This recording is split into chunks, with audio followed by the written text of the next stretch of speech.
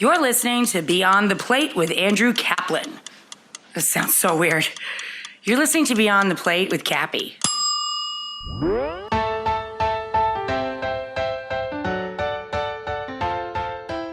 When the hurricanes happened in Houston and in Florida not long ago, I walked into Dad's office and I said, Dad, can we do something? Without missing a beat, my dad said, let's send him some bread. Hey everyone, this is Cappy, and you're listening to Beyond the Plate, a podcast where I sit down in person with the world's culinary elite to explore their journey into the industry and the social impact they have made in their community. Every episode, we share inspiring stories of what it means to be in today's hospitality industry. You can find me and keep up to date with this podcast across all social media platforms at On Cappy's Plate or go to BeyondThePlatePodcast.com. We are on Twitter and Facebook at BT Plate Podcast. All right, here's what's going down this week. It's another Fifth Wednesday episode. Consider this a bonus episode, if you will. We started Beyond the Plate because we know there's more to a chef or a company, in this case, than the food you eat in the restaurant. What you may not know is that in addition to creating delicious meals, chefs and companies, such as the one we're talking with today, are prioritizing social impact, and each does it in their own way. Now, what gets me most excited about being part of the food industry in general are the people that make it up. They're some of the most generous and thoughtful, compassionate people, and here's why. If you listen to this podcast, you heard in season 1 from people like Rachel Ray and Andrew Zimmern, Rocco Desperado, Alice Waters, Eric Repair, Gail Simmons, Jose Andres. I could go on and on and on about the good they do in their community and beyond. And in season 2, this season that we're currently in, we heard from people like Giada De Laurentiis and Robert Irvine and Guy Fieri and on and on and on. But it's because of these people's successes that they've been able to share the stories on the projects that they care about. And there's also plenty of organizations and brands who do their part, and one happens to be our presenting sponsor for season 2 of Beyond the Plate. It's Martin's Famous Potato Rolls. Now, we made a commitment to ourselves, the Beyond the Plate team, that if we partnered with a brand to sponsor, we want them to have, at the very least, a strong mission or to have made a strong social impact in their community. So here's the plan. As you know, we release our episodes every Wednesday, and we've only had a couple months that have a fifth Wednesday in the month, and this happens to be one of them. If you've listened to the podcast this season, you've heard me talk about Martin's Famous Potato Rolls plenty. I love them. For this episode, we caught up with Julie Martin of Martin's Famous Pastry Shop fame and social media manager for Martin's Famous Potato Rolls.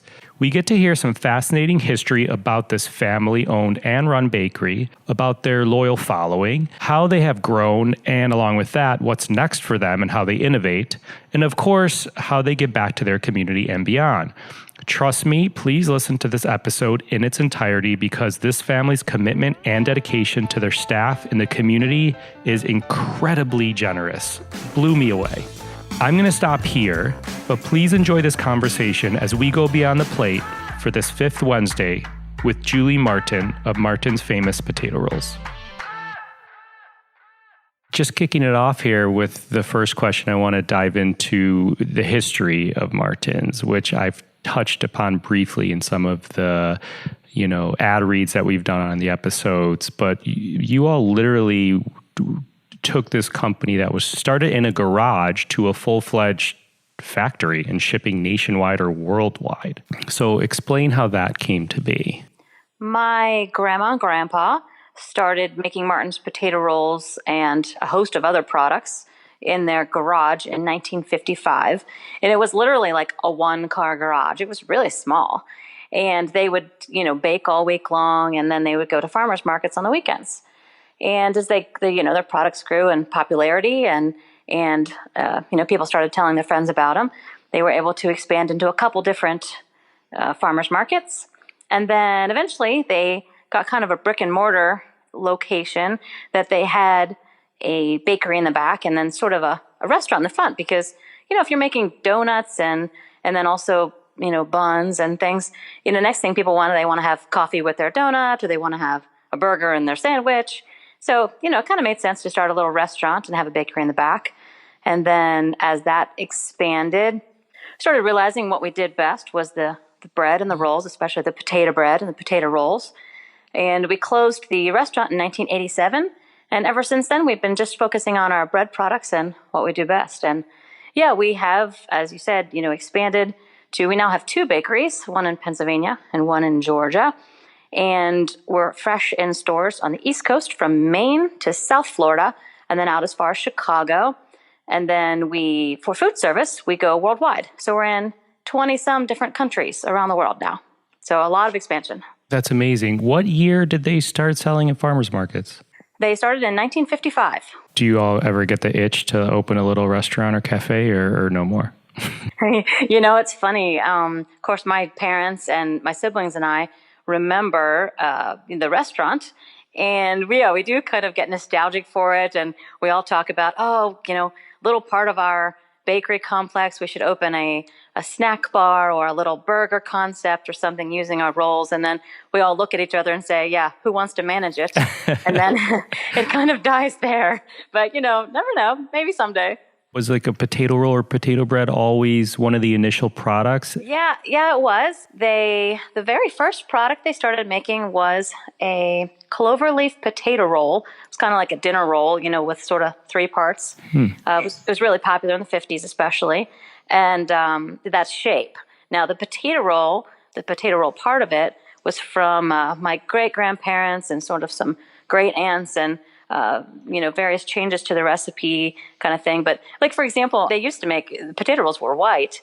And my grandparents figured out that at farmers markets, if they would sell a white potato roll versus a yellow potato roll, the yellow one would outsell the white one 2-to-1. Interesting.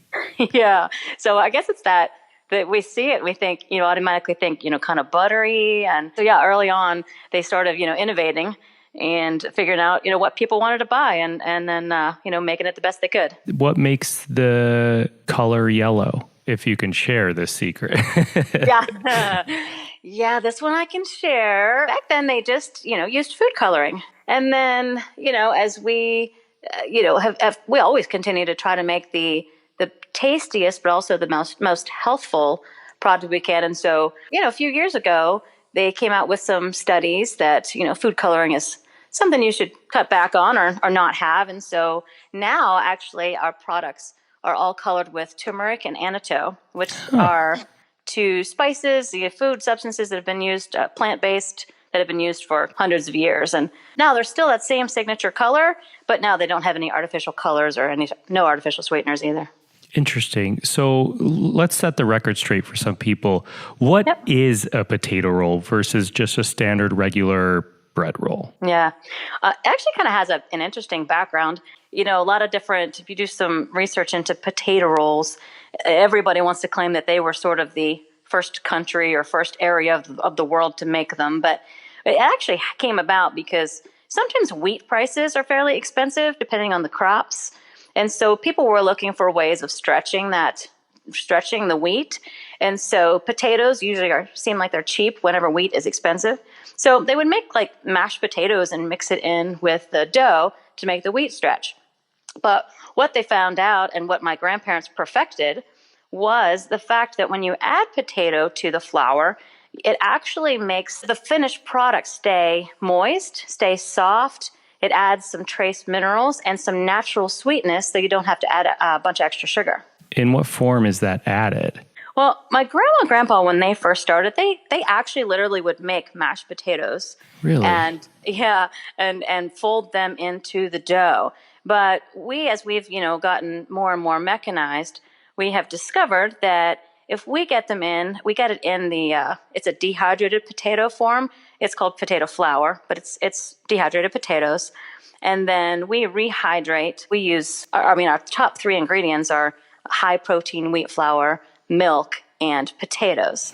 And so we have found that you can actually mix it up with the other dry ingredients and then kind of rehydrate kind of all together. So it saves us a step from having to, we don't any longer get in, potatoes and have to peel them and, inspect all the potatoes and that kind of thing. We leave that to the potato professionals. And now we get them in a dehydrated form. Yep. That's so interesting. Okay, that was so many question 1s, but I couldn't help myself. Yeah. Question 2, if not already, I'd say you all are well on your way to becoming a household name because you all have somewhat of a cult following. me being one of those cult followers. Yeah. Was I there love that. was there a moment you all realized that you had made it? You know, I talk to chefs and I say, is there a moment you realize you made it as a chef, whether it was a review or someone coming to eat at their restaurant or a dish being written about? So for you all as a bakery and starting as a garage and going to farmers markets and having a little cafe, was it when you realized you needed to build a mechanized system, or when you opened your second bakery, or is there a certain moment? You know, it's funny. I think that there are lots of small moments, like you said, you named, several where we had to expand from the garage into the restaurant, when we went from a restaurant into a commercial bakery. But I think one of the really coolest moments where we kind of, as a family, were like, that's cool, was my grandma, who has passed away about 5 years ago now. But before she passed away, I was chatting with her, and I showed her a picture of Michelle Obama eating a Shake Shack burger, which, of course, is on a Martin's potato roll. And I said, Grandma, did you ever think that the First Lady of the United States would be eating your bun? And, Grandma just chuckled and shook her head, and she was like, we were just trying to feed our family, and to see that was a moment where we went, wow, something really great has happened here. That's incredible. That's a great segue to my next question, question 3, in growth for the company. So I've reached out. We've known each other for quite some time because you all have been involved in some of the burger bashes at the wine and food festivals in Miami and New York. And I reached out to you when we were doing an event in Austin during South by Southwest. And I think this was before you all had really nailed down your shipping protocol and procedures. And again, various food festivals. But then, as you just mentioned, Shake Shack starts using them, which is now this,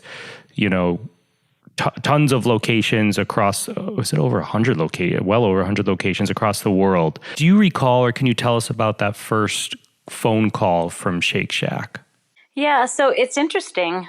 We get lots of inquiries by, of course, Danny Meyer started at Shake Shack with a hot dog cart.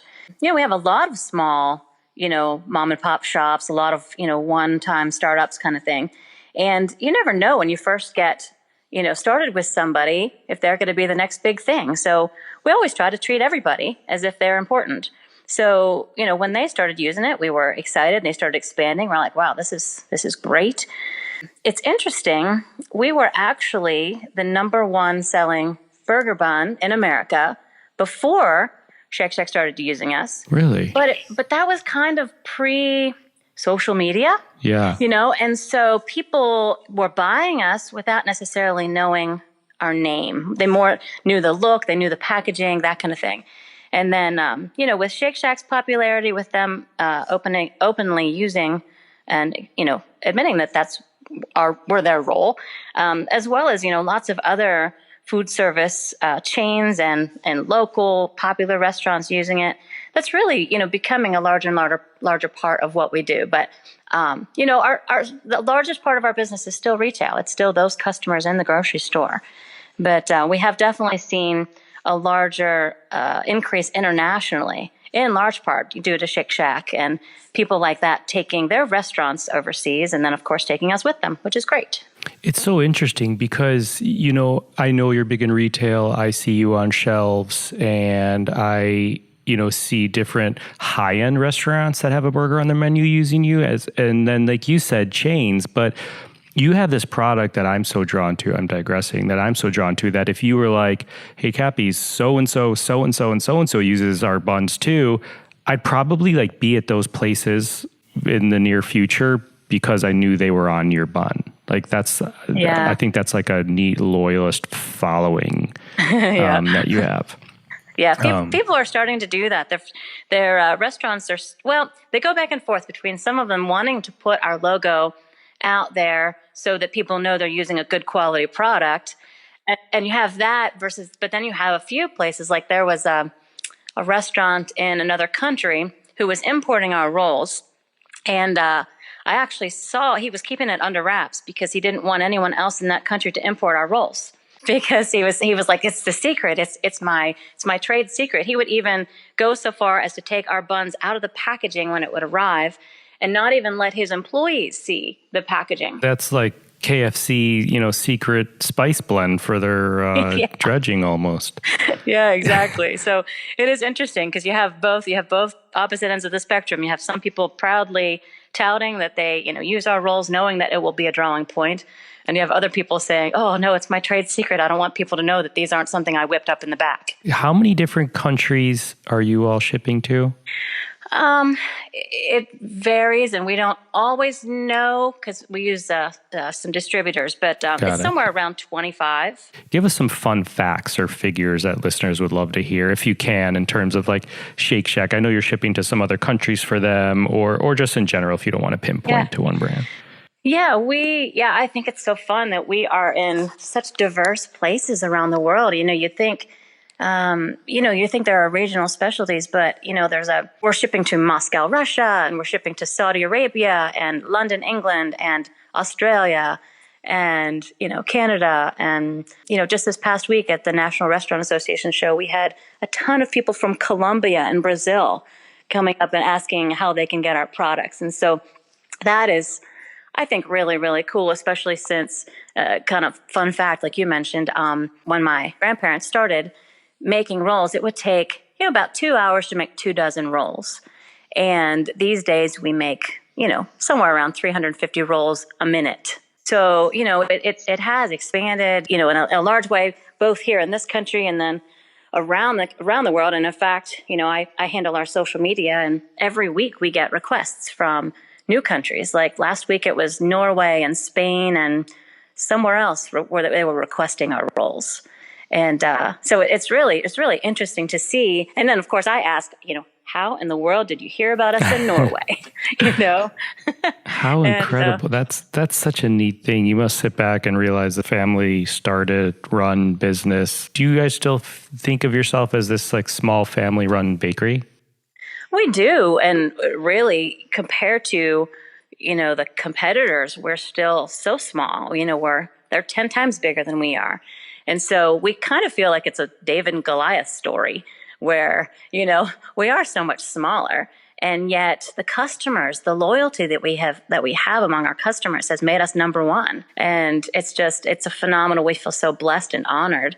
We get messages all the time, just these people who, say when they have our rolls, it reminds them of grandma's house, or they feel good about eating them and serving them to their kids, and they think about fun family times and cookouts. And that's so great that our family is a part of helping other families, celebrate good times together. It's just special, Yeah, for sure. So into question 4, I want to talk about what's next for Martin's Famous Potato Rolls. And you mentioned innovation a few minutes back.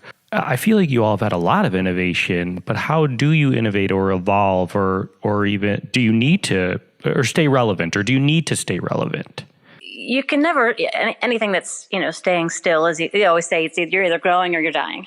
And so we're always looking to innovate, and in so many ways, both in process and in product. So as we innovate in process, we go to international baking shows and equipment, go see equipment manufacturers and things like that to see if there's something we can do that will make us more efficient so that we can keep our prices, at a reasonable place and also pay our employees well. And so, so our process, we're always examining our process as well as our product. I mentioned about the difference in, changing from food coloring to a natural way of coloring, keeping our rolls looking the same. And, we're always looking at, scientific studies and ingredients and what would make our rolls most healthful and most nourishing, and as well as, making changes, if the customers want something different. So, we're a non-GMO product now. All of our products are non-GMO because that was a customer, that was something that actually we needed to do to go into Turkey. And then we thought, well, let's just go ahead and do that across the board. Yeah, and as we get requests from different restaurants, like, for example, we went to a restaurant show in Texas, and we had just come out with our 4-inch sized sandwich potato roll, and that was the biggest we made at the time. And they, as restaurants would come up and talk to us, they would say, yeah, we serve our kids burger on a 4-inch. And they wanted a 5-inch. So, we now serve a 5-inch have that available for restaurants. So, as people come to us with requests and as we see, potential changes, we always try to, stay on that cutting edge of what is the best ingredients, what's the best thing we can use. It's going to make it taste good and something we want to serve to our own kids, So, that being said, we are also, we also try out different new things. My brother is our VP of bakery operations, and he also is a master baker. So he's always Really? he's always trying new things. Like the How do I get on his list? I know, right? When he invites us to try something new, we all line up because he's always trying new things. And like, for example, the cinnamon raisin swirl bread that we came out with just a couple years ago, he worked on that for several years, different kinds of cinnamon, different kinds of raisins, more swirl, less swirl. And, we try not to come out with a product until we're sure it's better than anything else that's out there. So you may see some new things from us in the future. The butter bread, I don't know if you've tried that yet, but our real butter bread was something we came out with. We've had requests for years for a white bread, but we, tout the healthiness of our other breads and thought, well, why would we come out with a white bread? Well, we, try to figure out what we could do to give people that nostalgic white bread taste, but also have it be healthier than normal white bread. So we used basically a very similar dough to our hoagie roll. And so we use the high protein wheat flour, and we still use real milk in there, and actually just switched the oil to all butter, which our other products use sunflower oil and butter.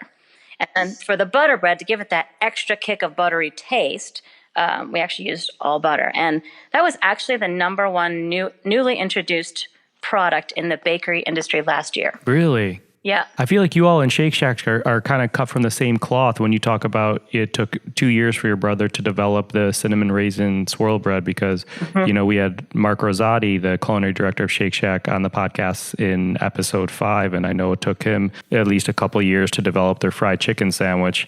I tell you, it was worth it. Yeah, but it's interesting. You talk about going from yellow food coloring to things like turmeric or annatto. And are these aren't overnight things. I know people look at these bigger companies and going from a 4-inch to a 5-inch roll for someone, or changing the yellow, or, going non-GMO. These are things sometimes, like you say, people are working on for months or years. That must be a huge undertaking, no?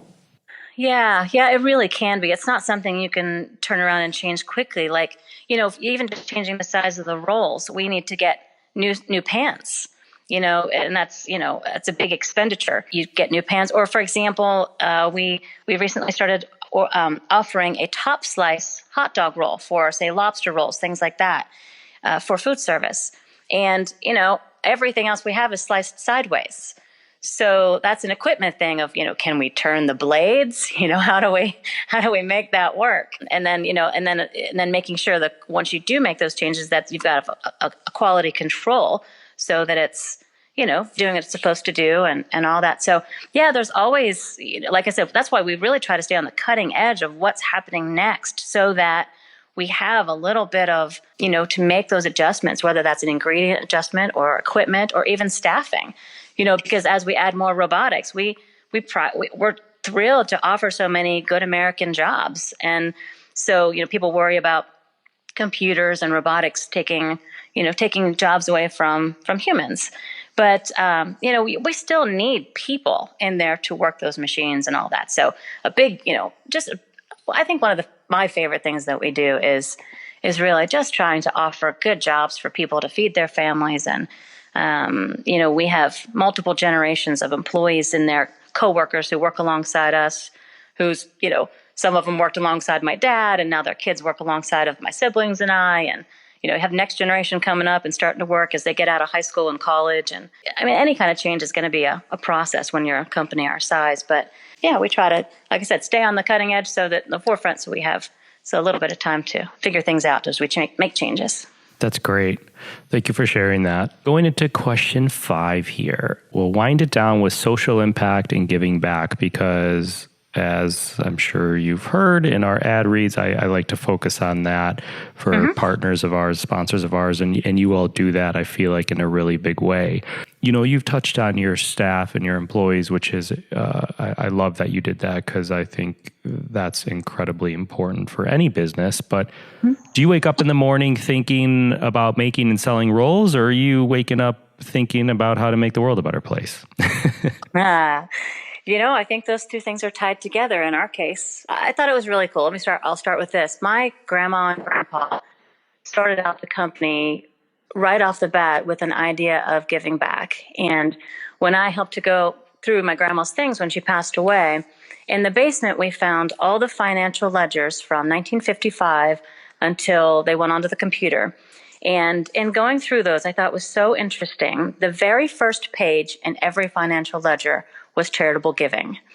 And I thought, that really started us off on the path towards, we want to make the best product and we want to make some profit. But the reason we need to make profit is so we continue with those jobs and so we can continue to make the world around us a better place, not just in our company, not just in our working environment, but around us. And so, my dad has continued that tradition. We give between 10 and 20% of our profits to charities, all kinds of things from after school programs to helping single moms to disaster relief worldwide and domestically. And for example, my dad, when the hurricanes happened in Houston and then shortly after that in Florida, not long ago, I walked into my dad's office. I had just seen the news and saw the people in Houston, how many people were displaced. And I walked into Dad's office and I said, Dad, can we do something?